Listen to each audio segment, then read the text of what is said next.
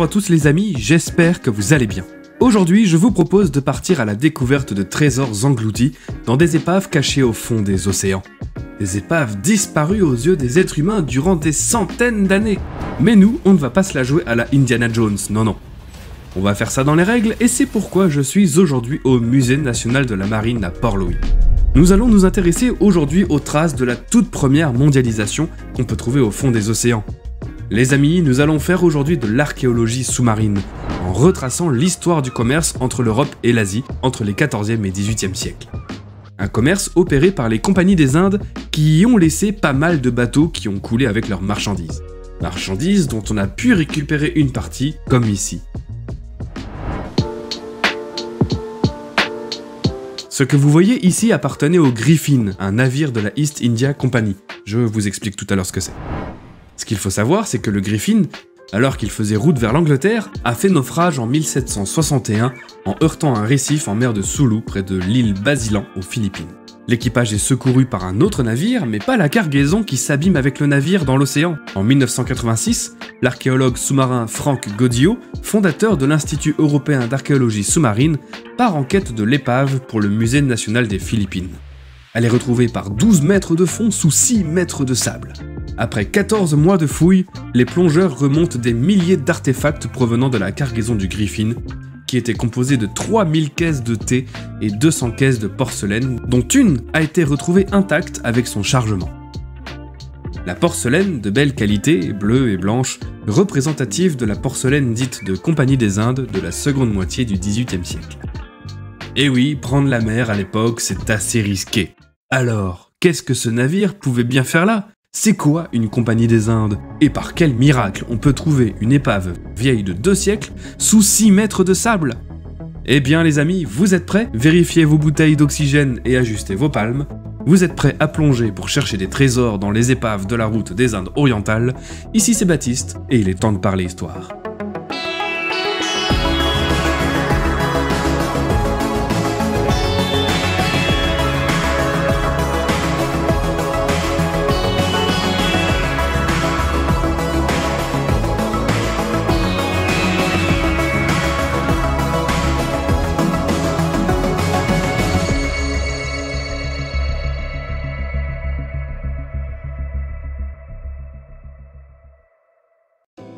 Situé dans le Morbihan, Musée national de la marine est implanté dans l'ancienne citadelle de la ville édifiée par le roi Louis XIII.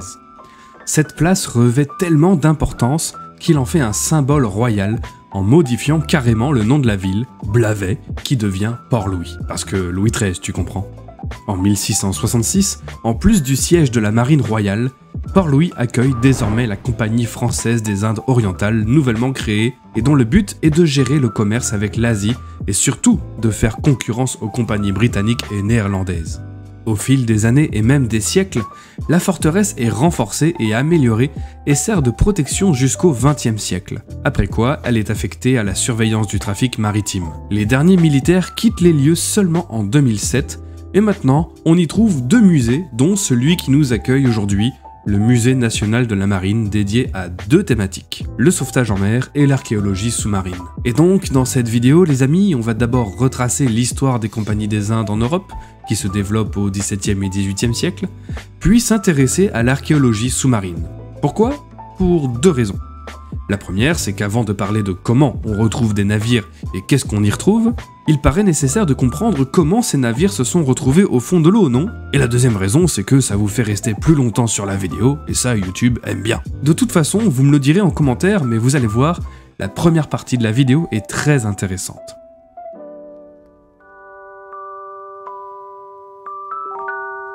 La création des différentes compagnies des Indes est une étape importante dans le développement du commerce international et l'expansion des empires coloniaux européens. Si dès le Moyen-Âge et les croisades, l'Europe a accès aux routes commerciales vers l'Orient et à ses fameuses épices, ce commerce se fait uniquement par voie terrestre et est contrôlé par les marchands italiens qui dominent la Méditerranée via leurs nombreux comptoirs au Moyen-Orient. Oui, c'est très résumé. Et ce contrôle du commerce par les Italiens est remis en cause par les avancées maritimes et les grandes découvertes faites par les marins portugais à la fin du XVe siècle, avec par exemple Vasco de Gama qui parvient à contourner le cap de Bonne-Espérance et à atteindre les Indes en 1498.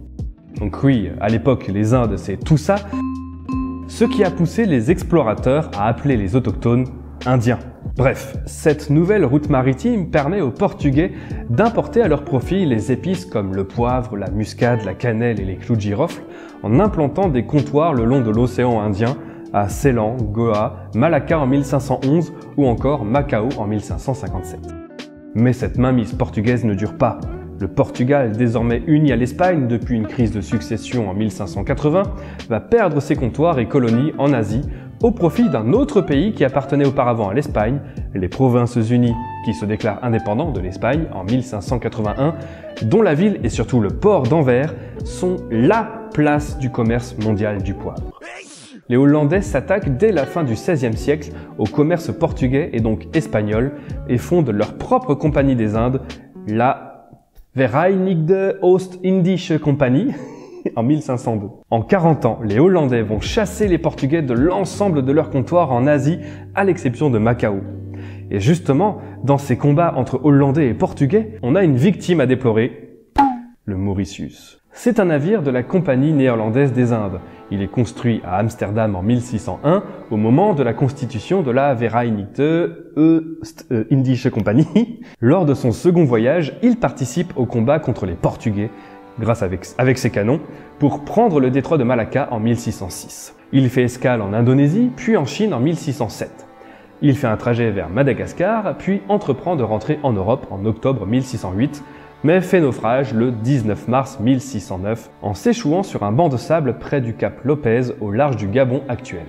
Une partie de l'équipage et de la cargaison est récupérée par un autre navire, puis le Mauritius est progressivement oublié.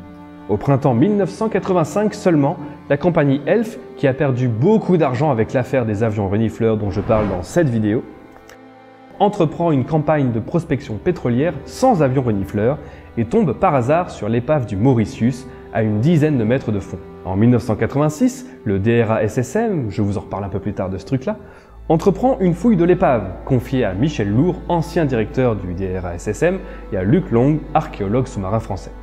Ah, il faut dire drachme? Ah! Et là, je me permets de vous interrompre, je suis désolé, je suis actuellement en plein montage, et il s'avère que du coup, je prononce mal la drachme durant toute la vidéo, parce qu'on a tourné les plans dans le désordre, et en fait là, il s'agit d'un des derniers. Et c'est justement là qu'on fait remarquer que drachme n'est pas un sigle, comme la SNCF, tu vois, on va prononcer toutes les lettres. Il s'agit d'un acronyme qu'il faut prononcer comme un mot normal, voilà. Donc maintenant on saura, je vous laisse à la vidéo. La fouille permet de retrouver une grande partie de la cargaison du navire composée de 140 tonnes de poivre, de quelques porcelaines chinoises de la dynastie Ming et surtout de zinc sous forme de lingots qu'on voit ici de 1 à 13 kg. Environ 20 000 lingots sont remontés. Il y a une petite dizaine ici. En dehors de la cargaison, les plongeurs parviennent aussi à remonter une partie des canons, qui sont ici, et dont je suis le seul à pouvoir m'asseoir dessus, ainsi que la cloche du navire. Bon, allons voir maintenant du côté des Anglais qui eux aussi entrent dans la course des compagnies commerciales en 1600 en fondant la leur, la East India Company, qui est bien plus simple à prononcer. La première compagnie des Indes de l'histoire est celle qui a la plus longue longévité. Et oui, car elle n'est dissoute qu'en 1875. C'est la East India Company qui mène la conquête complète de l'Inde au cours des XVIIe et XVIIIe siècles, après avoir échoué à reprendre l'Indonésie aux Hollandais, encore eux, et surtout afin de s'assurer du monopole des marchandises exportées depuis cette région du monde.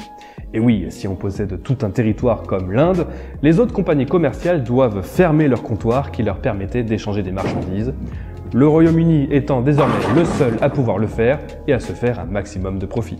En 1616, c'est au tour du Danemark de créer la Compagnie danoise des Indes orientales, ou Dansk Ostindische Compagnie, dotée d'un comptoir sur la côte est de l'Inde. Elle disparaît en 1729. Puis vient le tour de la France. Ça y est, c'est notre tour les gars, de se doter d'une Compagnie des Indes orientales en 1664. Bon, 64 ans après les Britanniques du coup, mais on l'a quand même fait. À l'initiative de Colbert, Premier ministre de Louis XIV. Son but ? Enrichir le royaume par de nombreuses exportations de produits tropicaux et surtout limiter les importations. Deux motivations centrales à l'émergence de toutes ces compagnies, quelle que soit leur différence de statut.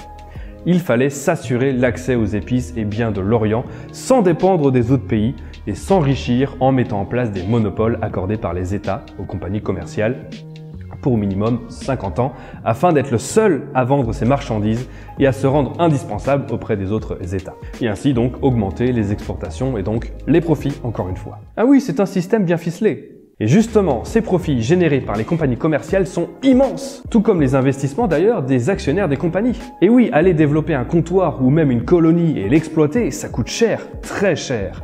Heureusement que le jeu en vaut la chandelle pour les actionnaires, car les épices s'échangent pour certaines au cours de l'or, et les marchandises exportées depuis l'Europe sont revendues sur place jusqu'à 4 à 5 fois leur prix d'achat. Par exemple, parce que je sais que vous aimez bien les exemples, du vin importé par des marins de l'Orient en 1750 est vendu en Inde avec un profit de 400%. Mieux que des dropshippers, dis donc. Mais, car il y a un grand mais, le voyage n'est pas sans risque. Le commerce maritime avec les Indes et la Chine est une entreprise longue et aussi très risquée pour le navire et la marchandise qui se trouve à bord, mais aussi pour l'armateur qui y a investi beaucoup d'argent. Le trajet aller dure en moyenne 8 mois et traverse des eaux inhospitalières, des tempêtes et on risque même de mauvaises rencontres dans des océans et des mers parcourus par des flottes ennemies dans une Europe en rivalité économique et coloniale constante. Et il y a aussi des pirates implantés au XVIIIe siècle sur les îles de l'océan Indien. Le voyage vers les Indes est aussi limité dans le temps et dépend du calendrier des vents, de la mousson. L'entièreté du voyage repose sur les vents dominants qui vont gonfler les voiles. Il faut donc éviter les vents venant de face. Histoire de maximiser les chances, le départ d'Europe se fait en hiver entre novembre et mars, afin de pouvoir utiliser 4 à 5 mois plus tard les vents de la mousson du sud-ouest dans l'océan Indien qui poussent les navires d'avril à octobre vers l'Asie. Si ce plan de navigation permet d'exploiter au mieux les vents dominants, il expose le navire aux tempêtes d'hiver dans le golfe de Gascogne. Les vents d'ouest poussent ensuite le navire jusqu'aux Canaries. Passé ces îles, les alizés emmènent le navire jusqu'au Cap-Vert. La zone de l'équateur est redoutée pour ce qu'on appelle le pot au noir, une zone imprévisible de rencontre des vents des deux hémisphères. Ici, les navires peuvent y subir soit une longue absence de vent, soit des tempêtes extrêmes. Les navires doivent s'écarter du golfe de Guinée où les alizés de l'hémisphère sud les poussent vers les côtes africaines inhospitalières et longer la côte brésilienne comportant des vents favorables. Le navire prend ensuite la direction de l'est pour franchir le cap de Bonne-Espérance, très au large de la côte très dangereuse remplie de hauts fonds. Une fois entré dans l'océan Indien, 3 itinéraires sont possibles selon la saison. Remonter par le canal du Mozambique, navigable de mars à juillet, porté par la mousson marine. Passer à l'est de Madagascar par l'archipel des Mascareignes après le mois de juillet, ou, si la saison est avancée, emprunter la grande route en conservant la latitude du Cap jusqu'aux îles Saint-Paul, puis remonter vers le nord. Cette route mène aussi à la Chine en passant par les détroits de la Sonde, dangereux en raison d'une faible profondeur, et de la mousson. Ça y est, on est arrivé dans les Indes. Juste le temps de charger les marchandises, de réarmer le navire et c'est reparti pour le retour. On repart à partir de janvier, une fois que la mousson d'hiver est présente, et il est absolument nécessaire de franchir le cap avant avril, sinon les vents contraires de l'hiver austral bloquent le passage. Une fois dans l'Atlantique, on remonte en profitant des alizés, hormis dans la zone de l'équateur, qu'on avait déjà évoqué tout à l'heure, et on prend la direction nord-nord-ouest en suivant la route retour des Amériques vers l'Europe, en évitant l'anticyclone des Açores, parce que qui dit anticyclone dit pas de vent du tout. Et enfin, on arrive en Europe entre juillet et août. Au total, un trajet aller-retour prend 22 mois, dont 16 passés en mer. Il n'y a pas intérêt d'avoir le mal de mer. Cette longue traversée met à rude épreuve le navire et les avaries sont fréquentes, les plus courantes étant les dommages au mât suite aux tempêtes et la casse du gouvernail un peu plus contraignant car ne pouvant pas être réparé en mer. Et si vous pensez que c'est le seul problème, laissez-moi vous dire que vous vous trompez lourdement. En dehors des avaries, la mortalité à bord des navires est aussi très forte. Sur 25 à 30 000 hommes embarqués par la compagnie française au XVIIIe siècle, 4 000 sont morts lors de traversées, dont un quart par accident ou naufrage, les 3 quarts par maladie comme le scorbut, la dysenterie, la fièvre jaune, la variole, la syphilis ou encore le typhus. Je vous fais grâce des photos, mais si ça vous intéresse vraiment, je vous laisse checker un moteur de recherche. Ces maladies se propagent très rapidement à bord en raison de la promiscuité, de la longueur du voyage et des mauvaises conditions d'hygiène et de vie. Heureusement, la mortalité diminue progressivement avec le temps en raison de progrès de la médecine et de l'arrivée d'un meilleur régime alimentaire. Par exemple, pour la Compagnie française, le taux de mortalité passe de 19,6% entre 1740 et 1749 à 6,4% en 1760-1769. Voilà, donc en 1760, sur 100 hommes d'équipage, il n'y en a que 6 ou 7 qui meurent, tout va bien. Ah, si seulement il n'y avait que ça! Les naufrages aussi sont très fréquents. Ainsi, au cours du XVIIIe siècle, sur les 750 navires envoyés par la Compagnie des Indes orientales, 50 ont fait naufrage, dont 41 sur le littoral, 13 en Europe, 3 au Cap de Bonne-Espérance, 19 au Mascareigne et 6 en Asie. 3 autres ont disparu suite à des incendies en mer, ce qui d'ailleurs est la plus grande crainte des marins, les incendies en mer. Et les 6 derniers pour des causes indéterminées, juste disparus, aucune trace. Avec un taux de naufrage qu'on peut penser équivalent pour les autres compagnies européennes, ce sont plusieurs centaines de navires qui ont disparu sur la route des Indes, éparpillés sur l'ensemble du trajet, dont certains ont pu être localisés et fouillés grâce à l'archéologie sous-marine, qu'il est maintenant temps d'évoquer ensemble.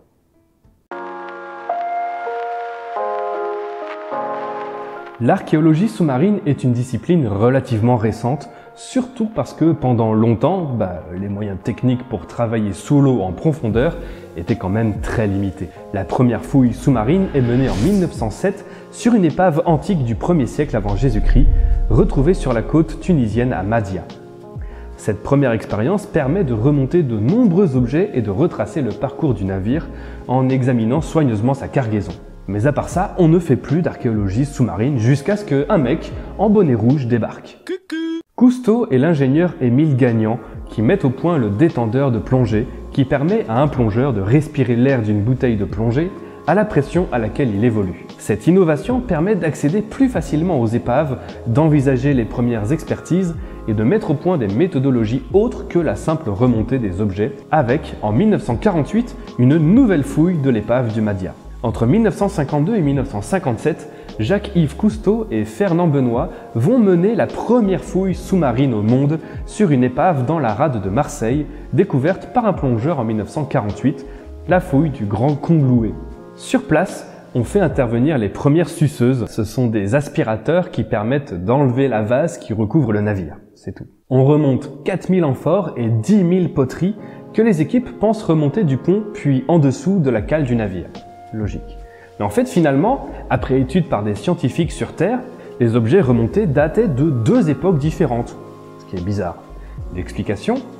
Ce que les équipes pensaient être le pont était en fait un navire qui avait coulé exactement au même endroit qu'un autre, et donc au-dessus du premier, qu'ils ont pensé être la cale. C'est assez fou quand même, qu'un bateau coule exactement au même endroit qu'un autre. En 1966, pour professionnaliser les fouilles sous-marines et surtout protéger le patrimoine immergé, le ministre de la Culture, André Malraux, fonde le DRASM, qui est implanté là où s'est déroulée la première fouille sous-marine, à Marseille donc. La DRASM est ensuite, en 1996, devenue le DRASSM, pour le département des recherches archéologiques subaquatiques et sous-marines, qui a pour objet de faire respecter le code du patrimoine et d'assurer la protection, l'étude et la mise en valeur des biens culturels maritimes.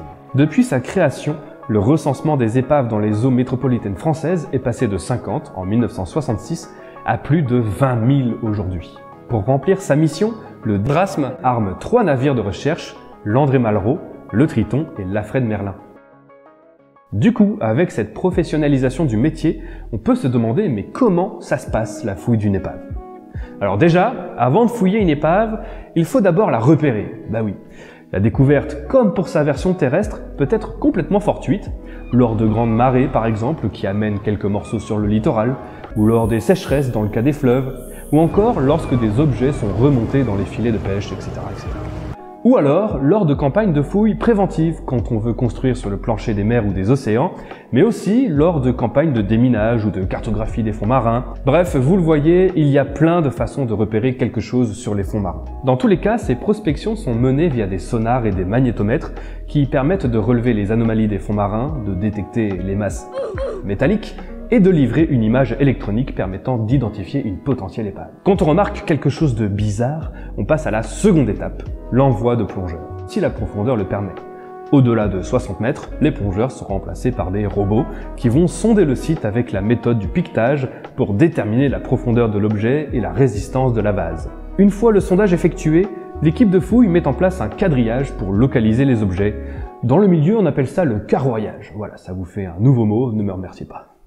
Les plongeurs emportent des appareils photo et du matériel de prise de notes adapté pour fonctionner sous l'eau. Évidemment. Pour dégager le site de fouille, les plongeurs utilisent une dévaseuse, la même qu'on a appelée suceuse tout à l'heure, qui aspire les sédiments pour les rejeter plus loin. Les objets trouvés sont identifiés, photographiés dans leur environnement afin de conserver leur contexte de découverte, puis remontés via des parachutes remplis d'air. Une fois sortis de l'eau, les objets sont aussitôt nettoyés, traités et conservés dans un environnement sain afin de stopper leur dégradation due à leur changement d'environnement. Oxydation des métaux, décomposition du bois hors de l'eau salée. C'est un peu comme la grotte de Lascaux dont je parle dans cette vidéo. Pendant plusieurs milliers d'années, la grotte et ses dessins étaient dans un état impeccable. Mais dès qu'on y est rentré en 1940 et que la grotte a été ouverte au public en 1948, elle a rapidement commencé à se dégrader à cause de l'humidité supplémentaire et au gaz carbonique qu'on expire. C'est pour ça qu'il y a des reconstitutions. Bref, ici c'est pareil, il faut faire en sorte que nos objets ne s'abîment pas davantage. Une fois débarqués, les objets sont restaurés, inventoriés et étudiés. Une petite partie va ensuite être exposée au public dans des musées ou des expositions, mais l'immense majorité va être stockée dans les réserves du DRA-SSM ou dans des musées. Quant aux épaves, eh bien, une fois fouillées, elles sont le plus souvent laissées sur place et non remontées, les moyens et coûts à mobiliser pour les manipuler et les conserver étant trop lourds. Vous voulez un exemple ? Voici l'histoire du Royal Captain, un vaisseau de l'East India Company de 45 mètres à 3 mâts, fin comme un oiseau, hissé haut, et emportant une vingtaine de canons. Le navire heurte des hauts fonds et coule le 17 décembre 1773 à 76 km au large de Palawan, aux Philippines. L'équipage et une partie de sa cargaison sont secourus et atteignent leur destination. Suite à des recherches en archives, Frank Gaudio, oui le même qui a retrouvé le navire précédent, entreprend une expédition en 1985 conjointement avec le Musée national des Philippines et retrouve la trace du navire. Le Royal Captain restait néanmoins hors d'atteinte, trop profond et trop dangereux. La reprise des investigations en 1995 permet de le localiser à l'aide d'instruments de prospection modernes et d'un véhicule télécommandé. Une partie du Royal Captain repose par 350 mètres de fond sur le bord d'une falaise sous-marine. Ouais, c'est le meilleur endroit possible. La fouille est tout de même menée en 1999 en étroite collaboration avec le Musée national de Manille. Elle nécessite 2 sous-marins, un grand bateau de support et toute une infrastructure technique adaptée aux grandes profondeurs. Et ce qui est étonnant, c'est qu'alors que les scientifiques sont à la recherche du Royal Captain, qui lui gît par 350 mètres de fond, ils trouvent une autre épave à seulement 4 mètres de profondeur, une jonque datant de la fin de la dynastie Ming du règne de l'empereur Wanli entre 1573 et 1619. Presque 2 siècles séparent ces navires et pourtant ils se sont fait avoir par le même récif. L'épave, à laquelle on donne le nom de l'autre navire que les scientifiques recherchaient, est également fouillée. La cargaison de la jonque Royal Captain, donc celle qui se trouvait à 4 mètres de profondeur, se composait de céramique de l'époque de la dynastie Ming, des assiettes, des tasses, des bols, des boîtes, des bouteilles ou encore des jarres. Des céramiques de la vie de tous les jours destinées à un usage local aux Philippines et qui montrent que déjà au XVIe siècle, le commerce était florissant en mer de Chine, mais tout aussi dangereux. Les épaves en bois d'avant le 19e siècle sont généralement rongées par des insectes xylophages. Celui que vous connaissez sans doute, c'est le termite, mais bon, lui, il vit sur Terre, et vous avez compris l'idée. Certaines épaves sont parfois sauvegardées si elles sont enfouies dans le sable. Souvent, des épaves anciennes, il ne reste guère que la cargaison, les pièces en fer, en premier lieu les canons, comme le montrent les collections du musée de Port-Louis, que je vous invite à venir découvrir. Enfin, avant de se quitter, un dernier mot sur l'archéologie et le patrimoine sous-marin. Ce dernier est protégé par la loi. L'archéologie sous-marine n'est pas une chasse au trésor. Donc si un jour vous trouvez un vestige archéologique, il faut en informer soit la police, soit la DRA-SSM, soit les associations d'archéologie sous-marine locales. De même, s'il est possible de plonger sur certaines épaves, il est absolument interdit d'en remonter le moindre objet. Bon, vous l'entendez, il y avait beaucoup de vent ce jour-là, mais je ne pouvais pas vous priver d'une vue extérieure du fort, je ferai donc l'outro en voix off. Merci à tous d'avoir regardé cette vidéo, j'espère qu'elle vous a plu. Vous êtes plus de 90 000 à me suivre sur YouTube, et c'est parce que vous êtes aussi nombreux que des musées comme le Musée national de la Marine à Port-Louis, que je remercie profondément, font appel à moi. Donc continuez à suivre la chaîne, et si vous n'êtes pas abonné, eh bien cliquez sur le bouton s'abonner. 2000 d'entre vous sont venus me suivre sur Utip, c'est énorme. Vous ne le savez peut-être pas, mais vous pouvez vous abonner à ce profil Utip sans pour autant faire de dons, juste pour suivre l'actualité de la chaîne et les publications, ou même encore les histoires du jour. La chaîne grandit et pour produire toujours plus de contenu de qualité, votre soutien est essentiel. Et pour soutenir la chaîne, quels que soient vos moyens, vous pouvez partager la vidéo ou laisser un commentaire pour le référencement YouTube. Et si vous désirez aller plus loin, vous pouvez aussi nous soutenir financièrement, c'est très important pour nous. Quoi que vous fassiez, merci, et merci à ceux qui l'ont déjà fait et dont le pseudo s'affiche ici. Si cette émission en est arrivée jusque-là, c'est grâce à vous. Les amis, j'espère vous revoir très vite, histoire de parler histoire.